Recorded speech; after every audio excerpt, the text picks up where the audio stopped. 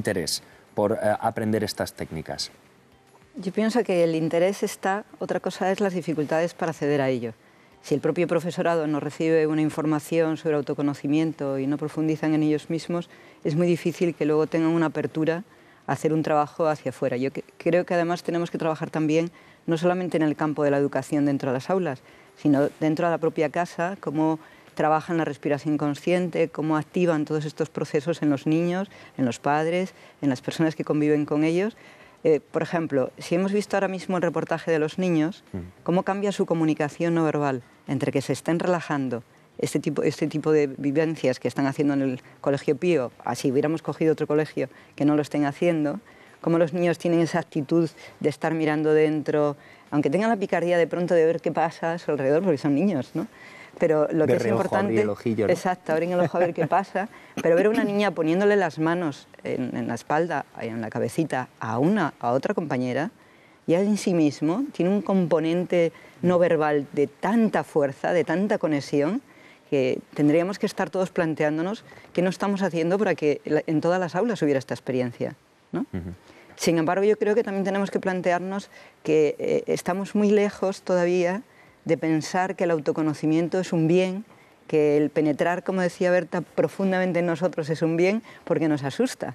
Nos asusta cuando, por ejemplo, en comunicación no verbal, te miro y piensas que te voy a decir algo y ya estás tú pensando que no me lo diga, por favor, que no me lo diga, ¿no? A la defensiva, ¿no? Te creas o quizá más que a la defensiva en estado de protección, ¿no?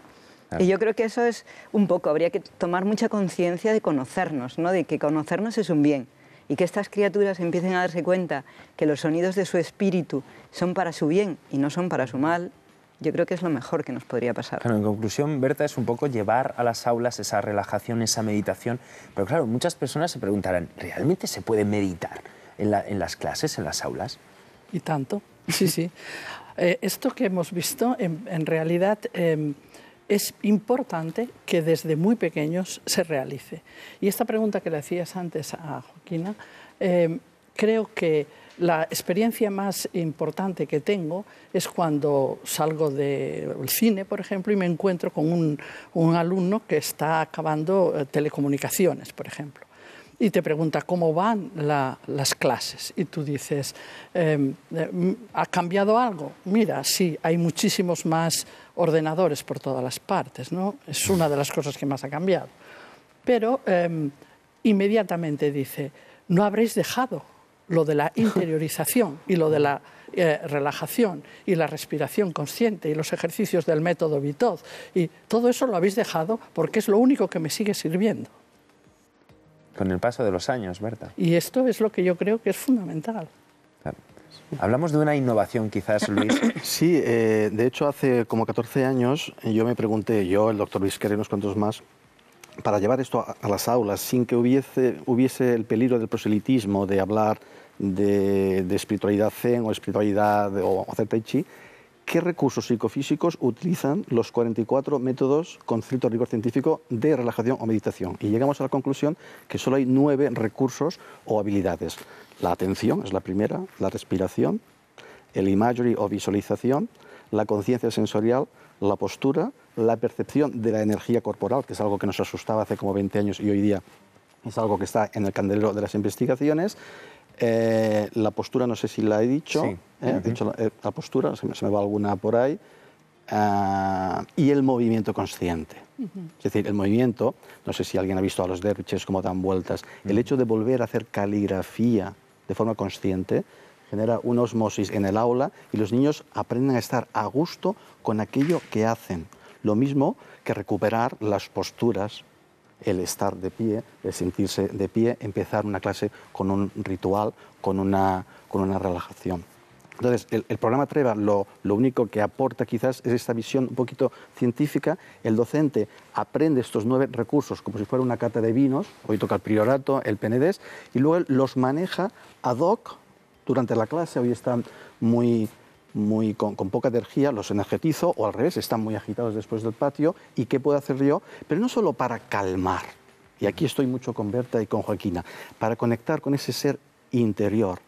La escuela es una escuela que sabe muchas cosas y conoce prácticamente nada. La escuela tiene que ser una escuela para la vida. Mientras la escuela sea para atender las necesidades económicas, es una escuela que está, entre comillas, enloqueciendo. Porque tú les preguntas, y hay estudios, yo pregunté a 400 adolescentes, ¿qué tiene que ver la escuela con tu vida? Y el 95% decía que prácticamente no les aporta nada a sus vidas. Por lo tanto, todo esto, en el fondo, es para disminuir el estrés, es para que genere mayor atención, para hacer las matemáticas bien, pero sobre todo es para conectar con el ser humano, que cualquier cultura del planeta, desde los griegos hasta los egipcios, han tenido esa necesidad de escuchar profundamente qué hay dentro de uno. ¿Creen entonces ustedes que estas innovaciones pedagógicas podrían ayudar a acabar con el denominado fracaso escolar, Joaquina? Bueno, yo creo que el fracaso escolar va mucho más allá que si tenemos técnicas. Las técnicas nos pueden ayudar, pero si nosotros preguntamos, nosotros hemos hecho un estudio con la Universidad UPM de Madrid en un montón de estudiantes, de hecho tomamos un colectivo de 51 estudiantes de entre 22 y 24 años, hicimos un retiro con ellos de 5 horas de comunicación para quitarles el miedo y la primera cosa que nos planteaban es que no les gusta estudiar. Y cuando lo hemos hecho con niños no les gusta ir al colegio. Cuando el colegio se convierte en un lugar que no es una referencia para ellos y emplean la mayoría del tiempo en estar ahí, empezamos a crear personas en estado de frustración. Algo de nosotros, de los mayores, tenemos que planteárnoslo, porque los padres se quejan del trabajo, no hay una actitud de estar trabajando para lo que amamos y para enriquecernos, sino que parece que el trabajo, al igual que los estudios, es una imposición social y no entendida. Y si el joven no empieza a darse cuenta que en el colegio está nutriéndose y enriqueciéndose, es muy difícil que le pueda gustar y que pueda desarrollarse intelectualmente mucho mejor. Y ahí la labor importante yo creo que está en los educadores, en las personas que nos encargamos de hacer algo en relación con los jóvenes o con los niños, y es que ellos encuentren lo que necesitan dentro del aula, que no se trata de tener un mejor currículum, que está bien. Los niños de 0 a 4 años jugamos con ellos, de 4 a 6 ya vamos distanciándonos un poco, pero nos parecen los dioses. Y a los 6 empezamos solamente a preocuparnos de cuáles son sus resultados curriculares. Algo se nos ha roto. No estamos pendientes de los niños, estamos pendientes de sus éxitos. Y los éxitos no vienen porque el niño aprenda matemáticas, sino vienen porque el niño aprenda de sí mismo y encuentre una fuerza interior que le lleva a hacer bien las matemáticas. Mientras que un niño no entre en el aula sintiendo felicidad, no estamos desarrollando ninguna técnica ni nada que ayude a que el fracaso escolar desaparezca. Si hemos escuchado a los jóvenes, decían que si a los niños de antes, química, si tenemos 4 asignaturas complejas y han tomado como referencia todas las asignaturas que exigen una actitud más compleja, matemáticas, química, física, etc. ¿Cómo estamos creando colectivos de jóvenes que piensan que ellos no tienen capacidades para esas materias? ¿Qué les hemos hecho previamente? Pues no tiene sentido que un niño piense que es más fácil estudiar literatura o leer un libro que una complejidad matemática. Tenemos el cerebro preparado para todo. Y estas técnicas, tanto como que estamos planteando, les ayudan a conectar con su potencial y saber que ellos pueden. Claro, es una forma, lo escuchábamos en el reportaje, ¿no? Luis Berta se está sembrando una semilla para que en ese futuro el niño, adolescente, cuando sea adulto, tenga unas conductas, unas pautas diferentes, ¿no? Comentaba el caso, Berta, de su exalumno, ya estudiando la carrera, sí, haciendo mención, ¿no? Sí, yo creo que el fracaso escolar es un fenómeno tiene múltiples causas, ¿no? Muchas de ellas, o sea, todo es sistémico en esta vida, ¿no? O sea, los sistemas son los que funcionan.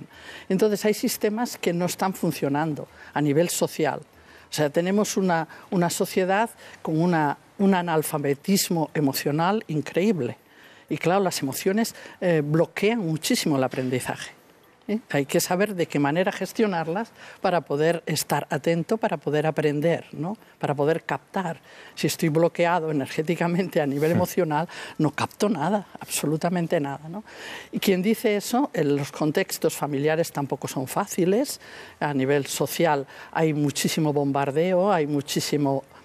el alumno tiene más información de la que puede procesar, etc. En el ámbito escolar, tenemos que continuamente gestionar las emociones porque el niño cuando llega rompe un ligamen con sus padres y tiene que abrirse a un colectivo. Ya tiene una situación conflictiva. Luego tiene que aprender a relacionarse con los compañeros. Luego tiene un montón de asignaturas que a algunas no le importan para nada y otras no le importan porque fracasa en ellas, porque no acaba de entender. Entonces, es verdad que los profesores tienen que hacer todo un trabajo de qué manera motivar esto. Las técnicas ayudan muchísimo. Yo me doy cuenta que hacemos unos ejercicios de kinesiología, por ejemplo, que ayudan a conectar los dos hemisferios y yo tengo muy fácil dar la clase de matemáticas. Lo tengo muy fácil. Ellos se emocionan, están contentos, aprenden. Cambian las aptitudes, ¿no, Luis, de los chavales? Sí, es que hay una cosa que es muy interesante. ¿Qué pasa en las aulas? Y hay quien lo ha bautizado como el síndrome de atención parcial. Los niños estresados bien no están. Los niños con burnout bien no están, pero están muy agitados. Tanto es así que la media de horas que pasan delante de una pantalla los adolescentes de Cataluña supera ya las 7 horas al día. Si una persona está delante de una pantalla 7 horas al día, sea iPad, estas cosas yo no conozco mucho, es normal que su cerebro se adapte. Y hay neurólogos que están investigando hacia dónde nos lleva esto, no necesariamente hacia un desastre. Pero entonces, ¿qué pasa? Esa actividad cerebral, el niño necesita quitarla de alguna forma para generar atención a la abstracción de lo que es hacer una derivada. Y eso genera un cierto estrés. Si la mente no está en paz, la abstracción a derivar no surge. Eso en cuanto a la eficiencia. Pero yo quisiera tirar una lanza hacia un constructo que no aparece, que es el ser excelso. Buscamos todos la excelencia. ¿Qué es eso de la excelencia? Y el pobre, el que no es excelente, es tan persona y es excelente en muchas cosas que la escuela no acaba de medir. Yo he tenido tutorías donde el único niño que cocinaba de toda la clase lo suspendía todo. He tenido tutorías donde el único niño que tira anfibios suspendía ciencias naturales. Con lo cual, la escuela, como decíais vosotras, tiene que permitir que salga el ser humano de dentro, el ser que vive, el ser que es feliz. No puede haber éxito social si hay fracaso interior. Si yo estoy mal conmigo mismo, esto tarde o temprano sale. En una contra de la vanguardia hace tiempo decía algo precioso. Un empresario: nos contratan por el currículum y nos echan por el carácter. Es curioso, porque parece un poco paradójico, ¿no? Cuando bueno, se proclaman, ¿no?, estos programas, estas técnicas que vienen muy bien para el aula, pero cuando salimos a la calle, la sociedad parece que nos enfrenta a otra realidad. Todo el estrés del mundo, todas las prisas del mundo. Es un poco paradójico, ¿no, Berta? ¿Cómo luchamos contra eso?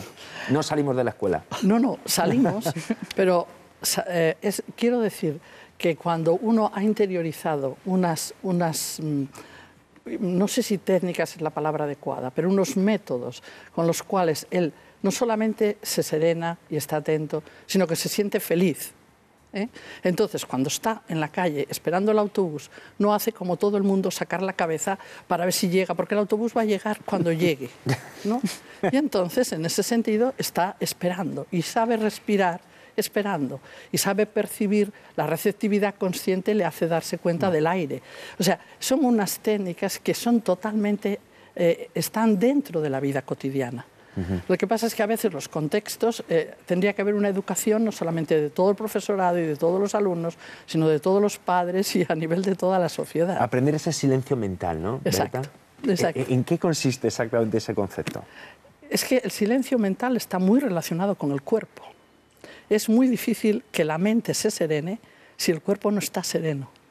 Y para que se serene el cuerpo, parte desde la postura correcta, la respiración consciente, y entonces la mente se calma. Es un efecto totalmente estudiado fisiológicamente, porque ahora a los grandes meditadores les ponen electrodos continuamente y les miden cómo funciona el silencio mental.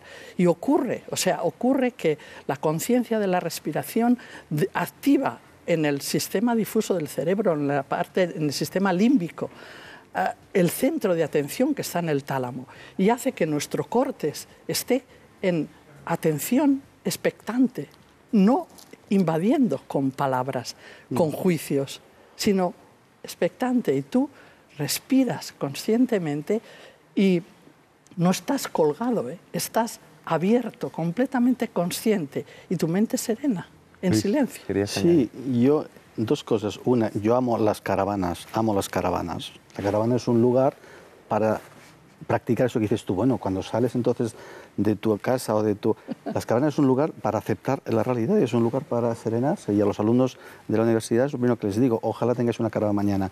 Y luego, con lo del cuerpo, estoy plenamente de acuerdo. La postura es nuestra forma de estar en el mundo. Y hay un estudio que no hemos publicado todavía que se correlaciona estadísticamente los chicos y chicas que muestran una postura atenta con las notas de final de curso. Y para terminar, hay un dicho centroamericano que dice: la mujer y el hombre blanco están locos, se han llegado a creer que se piensa con la cabeza. Bueno, pues con esta reflexión concluimos. Muchísimas gracias a los tres, Berta, Luis, Joaquina. Gracias a vosotros. Gracias. Suerte. Gracias a Ha sido un vosotros. placer. Bien.